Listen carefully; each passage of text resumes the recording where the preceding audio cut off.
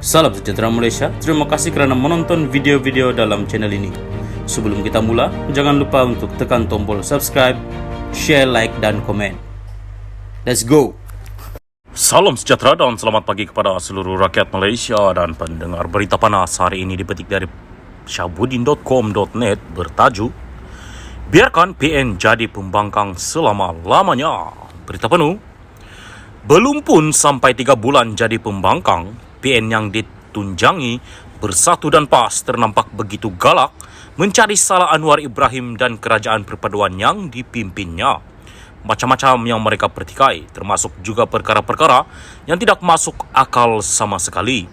Kelakar dan geli hati pun ada melihat gelagat mereka sekarang ini lantaran mereka pernah berada dalam kerajaan selama 33 bulan sebelum ini. Tetapi, apa yang telah mereka lakukan? Lupakah mereka yang prestasi buruk PN ketika jadi kerajaan? Apa kehebatan yang Mahyadin MD Yassin lakukan selama jadi Perdana Menteri? Selain takut membuka parlimen dan bangga dengan pelaksanaan darurat demi untuk kekal lama berkuasa, menteri-menteri besar bersatu sendiri, apa peranan mereka yang boleh dibanggakan selama berada dalam kerajaan? Begitu juga dengan PAS. Apa sumbangan dan peranan mereka dalam kerajaan sepanjang 33 bulan itu? Kenapa baru sekarang sibuk menyalahkan kerajaan, walhal ketika berada dalam kerajaan mereka sendiri tidak berbuat apa-apa yang bermanfaat untuk rakyat dan negara? Mana janji-janji yang pernah dikumandangkan ketika belum jadi kerajaan sebelum ini? Kenapa hanya setelah tidak lagi jadi kerajaan, baru hendak bising itu dan ini? Apa yang PN lakukan sekarang setelah berada di kedudukan sebagai pembangkang tidak lain hanyalah untuk membuktikan mereka masih relevan untuk mentadbir semula negara ini.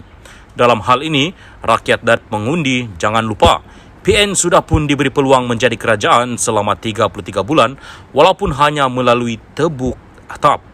Hakikatnya, melalui peluang tersebut, PN telah terbukti gagal mentadbir negara di mana Mahyadin sehingga ini kekal dalam rekod sebagai Perdana Menteri yang mempunyai prestasi paling buruk sekali sejak negara merdeka. Apakah kita mahu sejarah buruk berulang kembali dengan Mahyadin sekali lagi memegang jawatan Perdana Menteri? Mahukah juga kita melihat muncul kembali duta yang hanya makan gaji buta? Oleh itu, rakyat jangan sesekali terpedaya dengan mainan dan silap mata PN ini. Mereka tidak sesuai dan tidak layak sama sekali jadi kerajaan. Tempoh 33 bulan sebelum ini telah membuktikan hakikat itu. Berbanding kerajaan perpaduan yang belum berusia 100 hari ini, rakyat sendiri mula nampak perubahan dan arah tujunya. Contohnya, Anwar memerangi rasuah dan menggalakkan ketirisan dengan Bersatu sendiri terpelit dalam siasatan dan pembekuan akaun bank. Ia adalah bukti dan kedurjanaan telah berlaku ketika PN menjadi kerajaan. Selepas ini dipercayai lebih banyak lagi pembongkaran akan didedahkan. Biarkan PN terus bising kerana mereka memang hanya layak dan benar-benar berfungsi ketika jadi pembangkang saja. Ketika jadi kerajaan, mereka diam dan langsung tak berbuat apa-apa. Tetapi mula bising bila jadi pembangkang. Biarlah politik negara ini meraih dan parlimen jadi macam zoo dengan PN terus kekal jadi pembangkang buat selama-lamanya. Melapat teka 33 bulan tak usah dijemput menjelma semula. Syahbudin Hussein, 16 hari bulan 2, 2023. Salam sejahtera dan selamat petang kepada seluruh rakyat Malaysia dan pendengar berita panas hari ini dipetik dari Malaysia Kini bertajuk Muhyiddin, saya bukan seperti golongan perompak lain. Berita penuh. Selepas disoal siasat oleh SPRM, bekas Perdana Menteri Muhyiddin Yassin menegaskan dia bukan seperti golongan perompak yang lain. Muhyiddin menjelaskan dia telah dipanggil oleh Badan Pencegah Rasuah itu bagi membantu siasatan sebagai saksi dan bukannya suspek berhubung program Jana Wibawa untuk kontraktor Bumi Putra di bawah pentadbirannya semasa menjadi Perdana Menteri. Dia menegaskan bahawa pegawai penyiasat SPRM tidak menyoalnya berhubung dakwaan Perdana Menteri Anwar Ibrahim bahawa pentadbirannya telah menyalahgunakan berbilion ringgit. Tak ada soalan dengan RM600 bilion. Langsung tak tanya saya RM530 bilion atau RM86 bilion atau RM4,5 bilion yang didakwa telah diseleweng, jelasnya. Muhyiddin berkata demikian pada sidang media selepas melancarkan kempen derma darah di Mid Valley Mega Mall di Kuala Lumpur pagi tadi. Saya terpanggil untuk memberi kenyataan mengenai Jana Wibawa. Jana Wibawa ialah projek yang diusahakan MOF, Kementerian Keuangan yang dicadangkan oleh Menteri Keuangan ketika itu, Tengku Zafrul Abdul Aziz.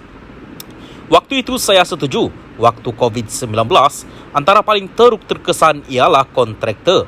Saya menjelaskan kepada SPRM bahawa hanya Kementerian Keuangan mempunyai kuasa untuk meluluskan dan memilih syarikat tersebut, manakala pejabat Perdana Menteri, PMO, terlibat untuk mencadangkan nama syarikat, kuasa untuk meluluskan bukan dengan PMO. Saya kemudian bertanya sama ada saya suspek dan akan didakwa. Dia, pegawai SPRM, berkata bukan suspek. Suspek maknanya mungkin saya akan dituduh. Cuma saya diminta bantu jelaskan hal yang saya jelaskan tadi, katanya.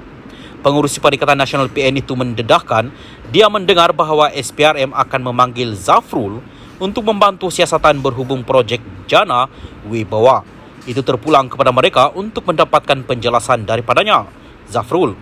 Rabu lalu, Timbalan Perdana Menteri Ahmad Zahid Hamidi mengumumkan bahawa kelulusan bagi projek pembangunan luar bandar bernilai RM5.7 bilion ringgit di bawah program Jana Wibawa telah dihentikan sementara sehingga prosedur perolehan dan perbelanjaan yang ditetapkan oleh perbendaharaan dipatuhi.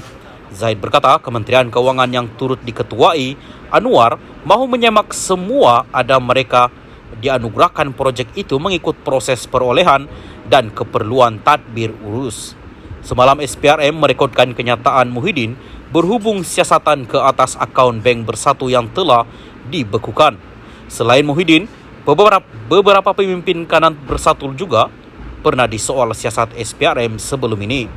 Dalam sidang media hari ini, Muhyiddin menegaskan bahawa SPRM menyoalnya semata-mata berhubung projek Jana Wibawa menunjukkan bahawa dakwaan Anwar terhadapnya bertujuan untuk mencamarkan nama baiknya. Justru katanya, dia sedang mempertimbangkan tindakan undang-undang selanjutnya untuk menangkis dakwaan yang dilemparkan terhadapnya.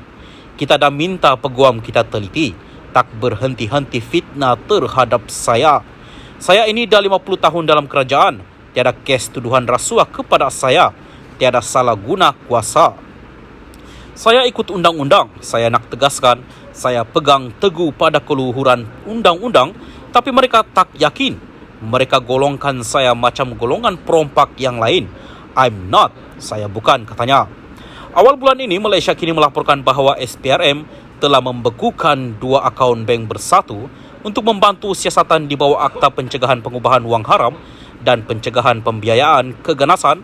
Kedua-dua akaun itu dilaporkan mengandungi kira-kira RM40 juta ringgit. Sumber SPRM mendakwa pembekuan akaun itu atas dakwaan bersatu menerima sumbangan berjumlah kira-kira RM300 juta daripada kira-kira 10 kontraktor yang menerima pelbagai projek ketika parti itu mentadbir kerajaan. Muhyiddin yang juga Presiden Bersatu telah menafikan pertuduhan itu dan berkata bahawa dia akan menulis surat kepada SPRM meminta akaun itu tidak dibekukan kerana ia menjejaskan operasi parti seperti membayar gaji, kaki tangan dan sewa pejabat.